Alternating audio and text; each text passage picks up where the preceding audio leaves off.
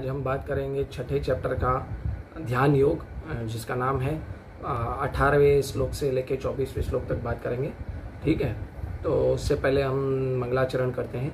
ओम अज्ञानतिमिरन्धस्य ज्ञानञ्जनशलाकया चक्षुरुन्मीलितं येन तस्मै श्रीगुरुवे नमः। श्रीचैतन्यमनोभीष्टं स्थापितं येन भूतले स्वयं रूप कदा मह्यं ददाति स्वपदान्तिकं।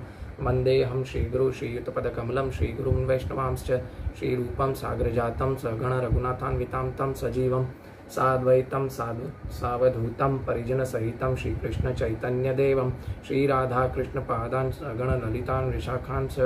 हे कृष्ण करुणा सिंधु दीनबंधु जगत्पते गोपेश गोपिका कांता राधा कांता नमस्तुते।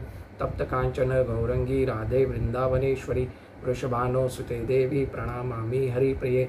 वाञ्छाकल्पतरुभ्यश्च कृपा सिंधुभ्य एव च पतितानां पावनेभ्यो वैष्णवेभ्यो नमो नमः। जय श्री कृष्ण चैतन्य प्रभु नित्यानंद श्री अद्वैत गदाधरा श्रीवासादि गौर भक्तवृंदा। हरे कृष्णा कृष्णा कृष्णा हरे हरे, हरे राम राम राम हरे हरे। तो आप सबका स्वागत है। हम आज बात करेंगे छठे अध्याय का 18वें श्लोक से हम बात करेंगे। पिछले 17वें श्लोक तक बात की थी। तो इस छठे अध्याय के नाम है ध्यान योग, और हमने बताया था कि इस चैप्टर का नाम ध्यान योग क्यों है। और अभी आगे हम आज 18वां श्लोक लेते हैं। यदा विनीयतं चित्तमात्मनेव आतिष्ठते निस्पृह सर्वकामेभ्यो युक्त उच्यते तदा। जब योगी योगाभ्यास द्वारा अपने मानसिक कार्यकलापों को वश कर लेता है और आध्यात्म में स्थिर हो जाता है, अर्थात समस्त भौतिक इच्छाओं से रहित हो जाता है, तब वह सुस्थिर कहा जाता है। अभी यहाँ भगवान क्या बात कर रहे हैं? भगवान यहाँ पे योगी और भोगी के बीच का डिफरेंस बता रहे हैं कि योगी अपने कार्यकलाप में कैसे रहता है और भोगी अपने कार्यकलाप में कैसे रहता है। तो भगवान यहाँ पे योगी जो व्यक्ति है उसकी डेफिनेशन बता रहे हैं कि योगारूढ़ होने के बाद, हमने बताया था योगारूढ़ क्या है, योगारूढ़ होने के बाद व्यक्ति कैसे कार्य करता है, उसके लक्षण यहाँ पे बताए हैं। कि भोगी जो होता है, डिफरेंस ये है कि जो भोगी जो होता है वो अपने मन के कार्यकलापों को वश में नहीं कर सकता, और जो योगी है वो अपने मन में जो भी इच्छाएं व्यक्त होती हैं, जो भी वस्तुएं उसके मन में आती हैं करने के लिए, वो उसको वश में कर सकता है।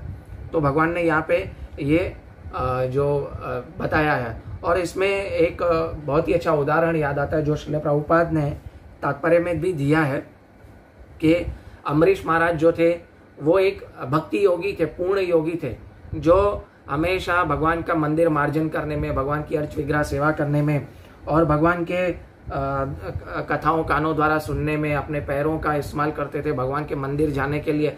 तो हर तरह से अपनी इंद्रियों को भगवान की सेवा में लगाते थे। तो इससे क्या होता है, जो भक्ति योगी हमेशा भगवान की भक्ति करता रहता है, उससे क्या होता है कि और कोई भौतिक वस्तुओं में ध्यान लगाने का टाइम ही नहीं मिलता है। और योगी मन को वश में कर सकता है, जिस भले ही उसमें कितनी भी मन में कितनी भी इच्छाएं आती हों, परंतु वो हमेशा क्या होता है कि वो जो भक्ति योगी है वो हमेशा मन की इच्छाओं को कंट्रोल में करके और सिर्फ भगवान की सेवा में लगता है।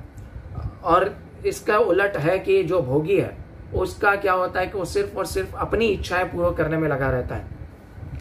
भक्ति करने से योगी की स्थिति ऑटोमेटिकली अपने आप आ जाती है। योग करने के लिए हमें कोई अलग से एंडवेयर नहीं करना पड़ता, कोई अलग से प्रयास नहीं करना पड़ता। भक्ति के लिए भगवान का ही आनंद, एक भक्त के लिए क्या होता है, एक जो भगवान के लिए जो आनंद है ना, जैसे भोगी का बताया वो खुद की इच्छा पूरी करता है, खुद के आनंद के लिए कार्य करता है। लेकिन जो भक्त होता है वो खुद के लिए कार्य नहीं करता, वो सिर्फ और सिर्फ भगवान के आनंद के लिए कार्य करता है।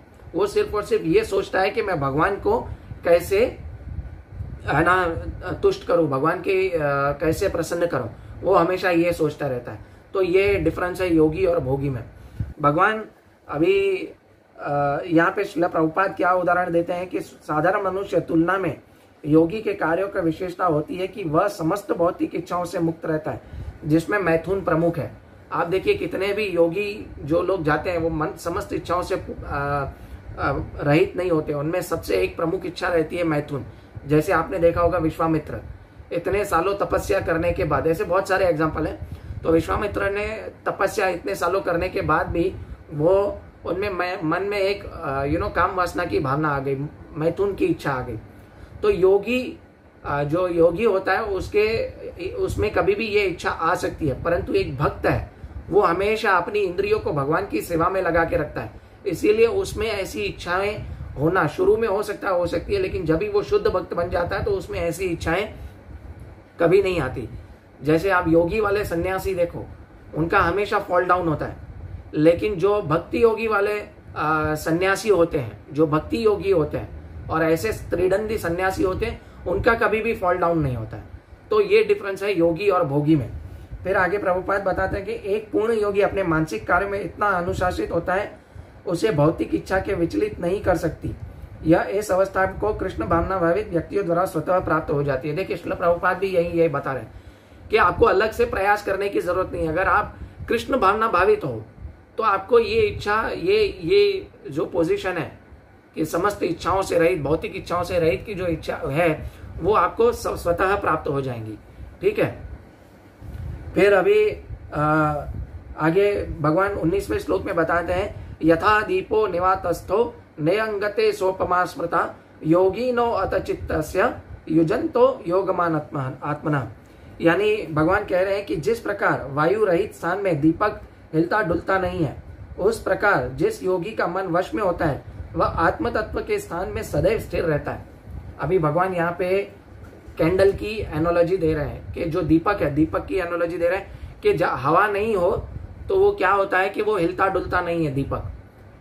आप ऐसा भी कह सकते हैं कि अगर हवा नहीं की उपस्थिति, मतलब अगर आप कैंडल को एक कांच के बर्तन में रख दें तो भी वो कैंडल हिलेगा डुलेगा नहीं, जो उसकी जो ज्योति है वो हिलेगी डुलेगी नहीं। क्यों? क्योंकि उसमें हवा पहुंच ही नहीं रही है। तो इसी तरह योगी का मन जो भगवान कृष्ण के, जिसका मन भगवान के कृष्ण की सेवाओं में लगा रहता है, तो वो सांसारिक वस्तुओं को देखते हुए भी उसका मन विचलित नहीं रहता। क्यों? क्योंकि वो भगवान श्री कृष्ण की भक्ति का जो कांच है उससे संरक्षित किया जाता है, इसीलिए वो कभी भी हिलता डुलता नहीं है, वो कभी विचलित नहीं होता। संसार के साथ रहते हुए भी एक भक्त कभी भोग नहीं करने की इच्छा करेगा, परंतु जब आप देखेंगे एक योगी है वो हमेशा छोड़ छाड़ के जाना चाहता है, क्योंकि वो भोग से परे जाना चाहता है। फिर भी वो भोग की स्थिति में कभी ना कभी फॉल डाउन हो जाता है। लेकिन जैसे आप देखें कि एक जो भक्ति योगी होता है उसके साथ ऐसा नहीं होता है। क्यों? क्योंकि वो हमेशा भगवान कृष्ण के बारे में सोचता रहता है। यहाँ पे तात्पर्य एक ही लाइन का पढ़ेंगे, कृष्ण भावना भावित व्यक्ति अपने आराध्य देव के चिंतन में उसी प्रकार अविचलित रहता है जैसे कि जिस प्रकार वायु रहित स्थान में एक दीपक रहता है। देखिए ये तात्पर्य में श्रील प्रभुपाद भी यही बता रहे हैं। ठीक है। तो अभी 4 श्लोक एक साथ है, 20, 21, 22, 23। तो हम श्लोक एक एक वर्ड के हिसाब से श्लोक पढ़ेंगे। तो अभी ये 4 श्लोक में भगवान क्या बता रहे हैं कि ऐसा भक्त जो ऐसी स्थिति में पहुंच गया है, एडवांस स्थिति कैसे होती है, मतलब एडवांस स्थिति में आदमी कैसे रहता है। तो भगवान ये बता रहे हैं आगे, यत्रो परमत्ते चित्तम निरुद्धम योग सेवया यत्र चेवात्मा आत्मनम पश्यन आत्मनि तुष्यति। यानी ऐसा भक्त जब भी सेवा करता रहता है, ठीक है, ऐसा भक्त जब भी भगवान की सेवा करता रहता है तो वो उसका चित्त बंद हो जाता है, उसका चित्त बंद हो जाता है। यानी भगवान देखिए क्या रखते हैं कि चित्तम निरुद्धम, यानी चित्त बंद हो जाता है। हम पढ़ते हैं पहला श्लोक का जो पढ़ेंगे हम ट्रांसलेशन, सिद्धि की अवस्था में जिसे समाधि कहते हैं, उस मनुष्य का योगाभ्यास द्वारा भौतिक मानसिक क्रियाओं से पूर्णतया संयमित हो जाता है। यानी चित्त कैसे बंद हो जाता है?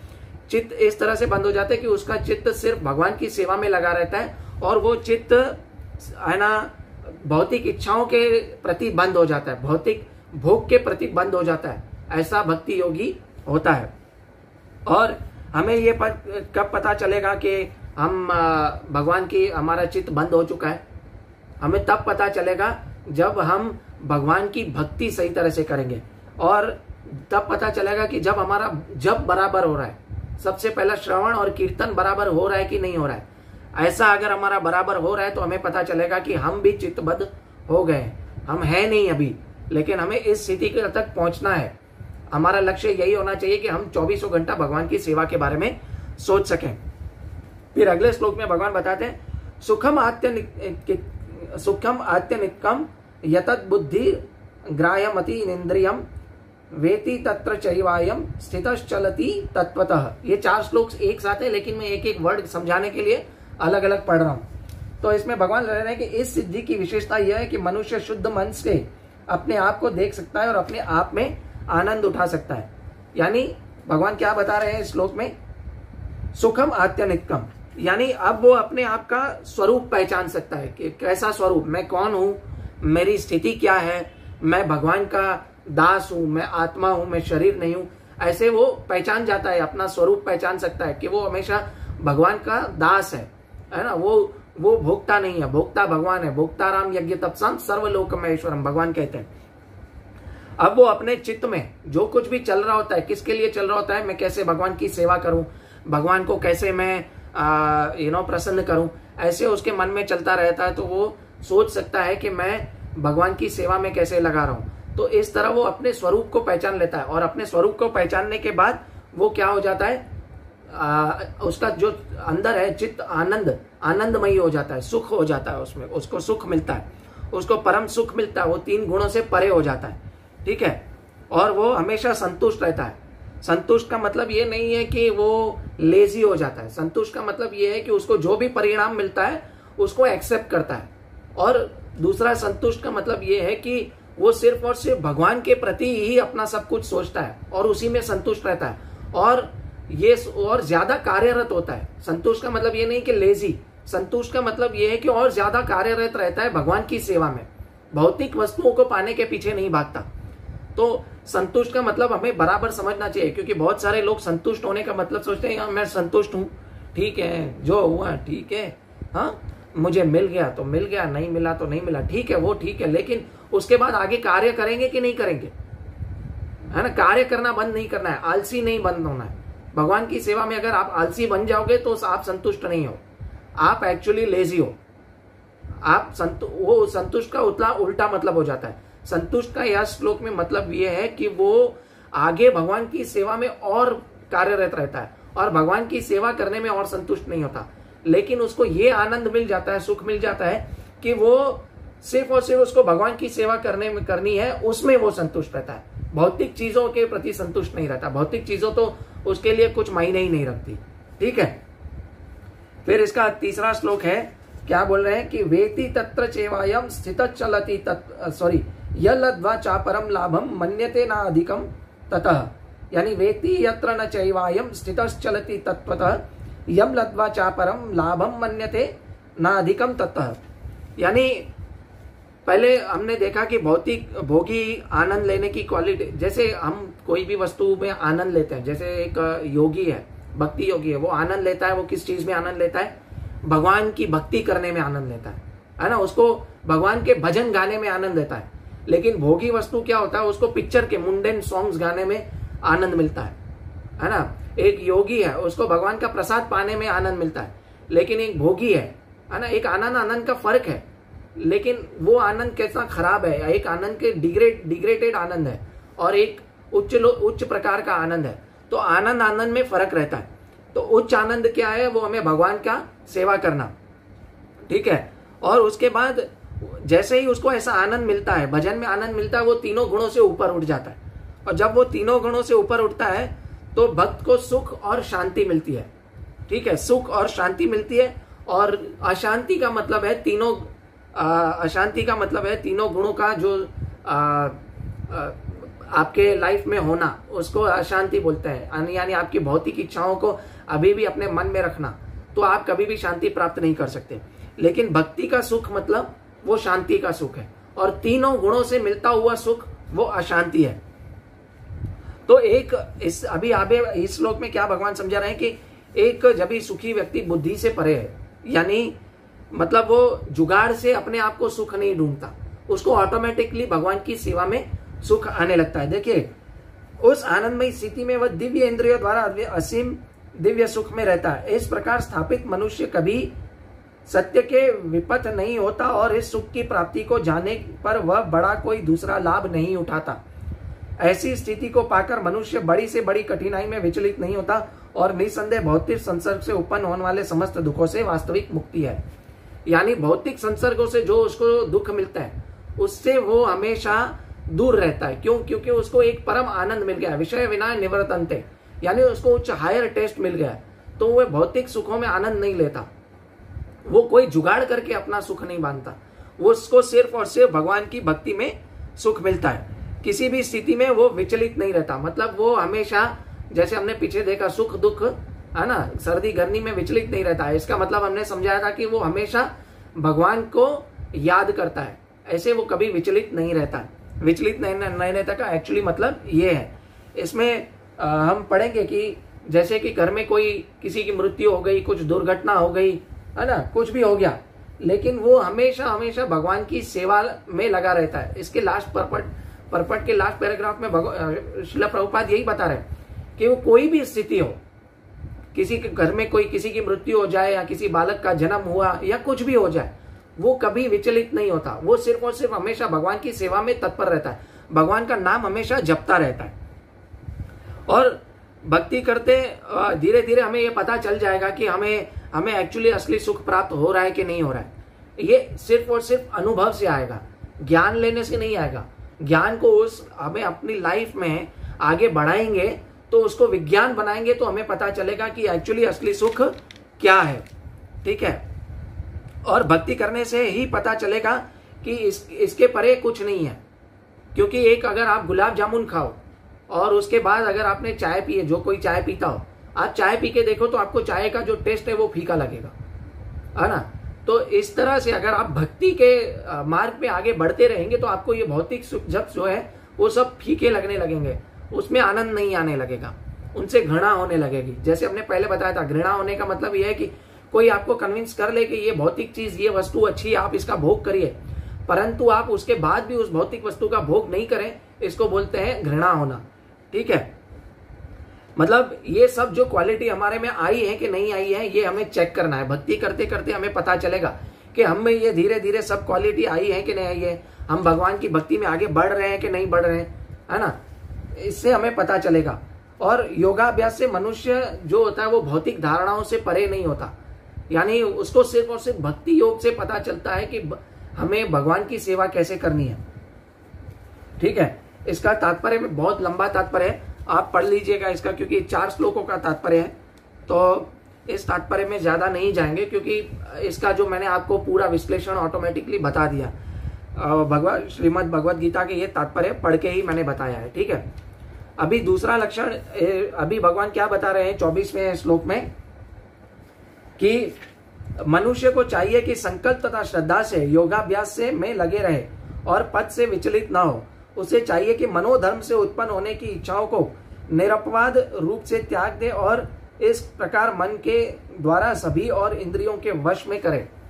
यानी ऐसा व्यक्ति इंद्रियों को वश में करे। अभी भगवान बता रहे हैं कि योग करते समय आदमी डिस्टर्ब होता है तो क्या करना चाहिए, है ना। भगवान उसका मेन है ना बता रहे हैं कि डिस्टर्ब होगा तो अगर योग करते समय, भक्ति योग करते समय भी अगर डिस्टर्ब होता है तो क्या करना चाहिए। क्योंकि मन जो है उसमें इच्छाएं आना बंद तो नहीं होगी जब तक आप शुद्ध भक्त नहीं बन जाते। तो भगवान यहाँ पे श्रील प्रभुपाद यहाँ पे नेक्टर ऑफ डिवोशन का इंस्ट्रक्शंस का है ना एक उपदेशामृत का एक श्लोक कोट कर रहे हैं, जो मैं भी हमेशा मेरा फेवरेट श्लोक है। श्लोक ये है कि उत्साह निश्चय धैर्य तत्त कर्म प्रवर्तनात् संगस त्यागो सतो हृते सद्भिर भक्ति प्रसिद्ध्यति। यानी मनुष्य को चाहिए कि उत्साह, निश्चय और धैर्य से भगवान की सेवा करे। मन में बहुत सारे विचार आते रहेंगे। हिज ग्रेस मोहन रूप प्रभु एक एग्जाम्पल देते हैं घर का। घर कोई बंद हो और उसे आप कई महीनों के बाद खोलें और उसकी सफाई करें तो धूल बहुत, मिट्टी बहुत उड़ जाती है, तो हम झाड़ू छोड़ के भाग नहीं जाते। इसी तरह अगर हमारी लाइफ में बहुत सारी प्रॉब्लम्स आई तो हमें वो छोड़ के भाग नहीं जाना चाहिए। भगवान का जो नाम जप है वो छोड़ना नहीं चाहिए, और उत्साह के साथ और निश्चय के साथ और धैर्य के साथ भगवान का नाम लेना चाहिए। अदरवाइज क्या होगा कि हम है ना आगे बढ़ नहीं पाएंगे, भगवान की भक्ति में आगे नहीं बढ़ पाएंगे। इसका बहुत सारा अच्छा उदाहरण श्रील प्रभुपाद तात्पर्य में देते हैं कि एक चिड़िया है, चिड़िया के अंडे पड़े थे किनारे पे, समुद्र किनारे पे, तो समुद्र का किनारा जो है उन चिड़िया का है ना अंडे लेके चला गया। तो वो चिड़िया है ना चोंच से है ना धीरे धीरे पानी उठा के किनारे में कर रही थी और बोल रही थी कि मैं समुद्र का पानी सुखा दूंगी। तो ऐसा हुआ, तो जब भी है ना, ऐसा कभी हो नहीं सकता कि एक चिड़िया समुद्र का पानी से सुखा ले, लेकिन उसमें धैर्य था, उसमें निश्चय था और उसमें उत्साह था कि नहीं, मैं अपने बच्चे को बचाने के लिए, मेरे अंडे को बचाने के लिए मैं कुछ भी करूंगी, कि मैं ये पानी सुखा के रहूंगी। तो उसकी ये तपस्या देख के उसने ना जाना चुगना या ना कुछ भी नहीं किया। तो उसमें क्या हुआ कि उसने भगवान ऐसा करते करते बहुत दिन उसने किया, तो ऐसा भगवान ने देख लिया। तो भगवान ने गरुड़ को भेजा, तो गरुड़ ने समुद्र को कहा कि है ना, मैं तुम्हारा पानी रियली में सोख दूंगा, तुम इसके अंडे वापस कर दो। तो भगवान बाद में हमारी हेल्प करेंगे। हमें अपना उत्साह और निश्चय और धैर्य है बनाए के रखना है भगवान की सेवा में। अगर हम ये बना के नहीं रखेंगे तो क्या होगा कि हम आधे रास्ते में भक्ति में नीचे गिर जाएंगे। और हमें दूसरा है कि भगवान के जो शुद्ध भक्त हैं उनका संग कभी नहीं छोड़ना है। जिस दिन हमने उनका संग छोड़ दिया तो हम क्या करेंगे कि हम भगवान के हम जो है भक्ति में फॉल डाउन हो जाएगा। अभी इसमें हम तात्पर्य में पढ़ेंगे कि भगवान श्रील प्रभुपाद क्या बता रहे हैं। इस प्रकार योगी विशिष्ट है। कृष्ण भावनामृत में भक्ति योग अत्यंत दुष्कर प्रतीत होता है। देखिए, भक्ति योग अत्यंत दुष्कर है, ये सबको नहीं मिलता। अनेक जन्म के बाद भक्ति मिलती है। तो जब भी हमारे भक्ति में आए, भगवान की कृपा हमारे पास आए, तो उसे हमें छोड़ना नहीं चाहिए, उसे हमें सही पात्र बन के ले लेना चाहिए। ठीक है। तो किंतु जो ये संकल्प के साथ नियमों का पालन करता है तो भगवान निश्चित रूप से उसकी सहायता करते हैं, क्योंकि जो अपनी सहायता अपने आप करता है भगवान उसकी सहायता करते हैं। यानी भक्ति में आगे बढ़ने की सहायता हमें खुद की करनी पड़ेगी, खुद से करनी पड़ेगी, तो ही भगवान हमारी सहायता करेंगे। लेकिन भक्ति से नीचे नहीं गिरना है तो हमें क्या करना चाहिए? भक्ति से अगर नीचे नहीं गिरना है तो हमें नियमों का पालन करना चाहिए। ठीक है। अभी इसमें 4 लक्षण बताएं कि 3 लक्षण इस श्लोक में क्या क्या करना चाहिए। पहले तो हमें भवसागर से पार करने के लिए संकल्प को नहीं छोड़ना चाहिए, है ना। संकल्प करने होंगे। जैसे मैंने बताया, चिड़िया का क्या संकल्प था कि मैं अपने बच्चे को बचा के रहूंगी, मैं समुद्र का पानी सोख लूंगी, लेकिन फिर भी मैं है ना संकल्प को नहीं छोड़ेंगी। और उस चिड़िया की तरह बनना पड़ेगा, संकल्प नहीं छोड़ना पड़ेगा। नहीं तो माया तो चाहती है कि हम हमारा संकल्प टूटे और हम उसके पास चले जाएं, लेकिन हमें अपना संकल्प नहीं छोड़ के हमें भगवान की शरण में जाना है, अंतरंगा शक्ति के शरण में जाना है, राधा रानी के शरण में जाना है, ना कि हमें माया की शरण में जाना है। ठीक है। हमें क्रिया और संकल्प दोनों पर ध्यान रखना होगा। जब तक हम हमारी क्रिया और संकल्प दोनों पर ध्यान नहीं रखेंगे तो हम भक्ति में आगे नहीं बढ़ पाएंगे। दूसरा, यहाँ पे भगवान बताया कि मन की इच्छाओं को त्याग देता है। यानी जो अपनी मन की इच्छाओं को, जो भौतिक इच्छाओं को हमें है वो त्याग देना पड़ेगा। वो धीरे धीरे आएगा, भगवान की भक्ति करते करते धीरे धीरे आएगा। जब तक हम हमारे मन के अंदर की जो इच्छाएं उसको त्यागेंगे नहीं, तब तक हम भक्ति में आगे बढ़ेंगे नहीं। ये अपना हमें जो होता है ना कि कंपनी में किसी में काम करते हैं तो एक साल का हमारा असेसमेंट होता है। असेसमेंट के हिसाब से हमें पता चलता है कि हमने कितना अच्छा काम किया है। तो उसी तरह से हमें टाइम टू टाइम हमारी भक्ति को चेक करना है कि हम कितना आगे बढ़े है ना, भक्ति में कितना आगे बढ़े। ये संकल्प हमारा टूटेगा नहीं, तभी हमें पता चलेगा कि हम भक्ति में आगे बढ़े हैं। ये मन से और आत्मा का जो संकल्प है वे कभी तोड़ना नहीं चाहिए। तीसरा है कि मन के द्वारा इंद्रियों को वश में करना है। यानी भक्ति करते हुए ये धीरे धीरे आगे आएगा। नियमों का पालन करना है, जो 4 नियम है ना, इलिसिट सेक्स नहीं करना है, नशा नहीं करना है, धूम्रपान नहीं करना है, ठीक है, तंबाकू नहीं खाना है, गैम्बलिंग नहीं करनी है और मांसाहार नहीं खाना है। तो ये धीरे धीरे हम लोग ये 4 नियमों का पालन करेंगे और भक्ति के 64 अंगों का हम इसमें से जितने ज्यादा अंग हो सके उतने अंगों का हम पालन करते रहेंगे तो हम भगवान की भक्ति में आगे बढ़ते रहेंगे। तो भक्ति करते करते हमारे मन में संकल्प आ जाएगा और संकल्प आएगा तो हम उसको संकल्प न तोड़ने की दृढ़ शक्ति भी हमारे के अंदर आती रहेगी। फिर 25वें श्लोक में भगवान है ना बताते हैं कि आगे लक्षण और बताते हैं कि भगवान सलाह दे रहे हैं कि आगे हमें और लक्षण क्या क्या होने चाहिए ऐसे स्थान पर जो योगारूढ़ स्थिति है उस पर पहुंचने के लिए हमें और आगे क्या करना चाहिए। ठीक है, शनै शनै रूपमेद बुद्धया धृति गृहीतया आत्मसंस्तत्त मन कृत्वा न किश्चित तपि चिंतयेत्। यानी भगवान यहाँ पे बता रहे हैं धीरे धीरे यानी क्रमशः पूर्ण धैर्य पूर्वक। यहाँ पे धीरे धीरे का मतलब है धैर्य पूर्वक क्रमशः विश्वास पूर्वक बुद्धि के द्वारा समाधि में स्थित होना चाहिए और इस प्रकार मन को आत्मा में ही स्थित करना चाहिए तथा अन्य कुछ भी नहीं सोचना चाहिए। अभी भगवान यहाँ पे 5वीं सलाह दे रहे हैं। चौथी सलाह ये दे रहे हैं कि मन धैर्य पूर्वक भक्ति में आगे बढ़े। जो हमने बताया धैर्य रखना जरूरी है और हमारी बुद्धि इस्तेमाल करनी है। मन हमारा कहीं और चला जाए तो हमारी बुद्धि इस्तेमाल करके हमारे मन को वापस खींच लेना है। मन से हमारी बुद्धि इस्तेमाल करके हम अपने मन को वश में करना है। कि जैसे हमारे मन में आ गया कि जब करते करते आ गया कि मैं मिठाई खा लूं, नहीं, मन को वश में कर लो वो टाइम पे बुद्धि से। अरे ये नियम मुझे पालन करना है, अभी नहीं खाना है। ठीक है, जब करते समय मुझे सिर्फ और सिर्फ जब करना है। तो ये करेंगे तभी हमारे में है ना मन का संकल्प आएगा। बुद्धि से हमारे मन के संकल्प में वश करेंगे। ये सब भगवान क्यों बता रहे हैं? क्योंकि भगवान ने पहले 21 से 24 श्लोक बताए, उसको है ना कैसे लाया जाए हमारी लाइफ में उस स्थिति को। तो भगवान ये सब बता रहे हैं हमें कि क्या करना है। इसका थोड़ा हम तात्पर्य पढ़ेंगे, छोटा सा ये। समुचित विश्वास तथा बुद्धि के द्वारा मन को धीरे धीरे सारे इंद्रिय कर्म करने से बंद देना चाहिए। यानी इंद्रियों को मन के वश में नहीं रखना है। मन को जो है वो हमारे मन को वश में जो है इंद्रियों द्वारा हमारे मन को वश में करना है और धीरे धीरे इंद्रिय कर्म के करने से हमें बंद कर देना है। इंद्रियों का कर्म हमें सिर्फ और सिर्फ भगवान के लिए कार्य करना है।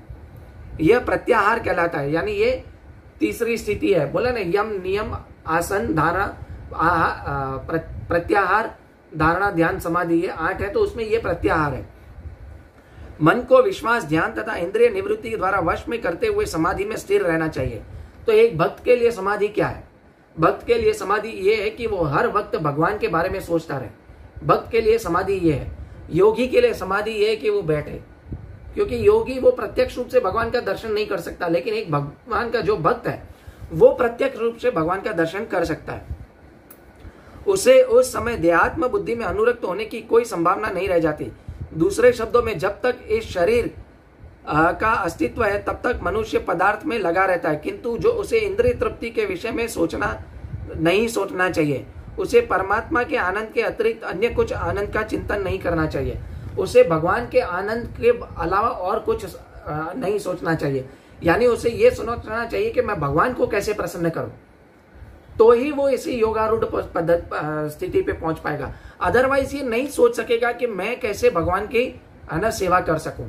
ठीक है, कृष्ण भावनामृत का अभ्यास करने से यह अवस्था सहज ही प्राप्त हो जाती है। यानी तात्पर्य में श्रील प्रभुपाद बता रहे हैं कि हमें योग करने की जरूरत नहीं है, ध्यान योग करने की जरूरत नहीं है। हमें सिर्फ और सिर्फ भक्ति योग करेंगे तो हम ये स्थिति है सहज रूप से आसानी से मिल जाएगी।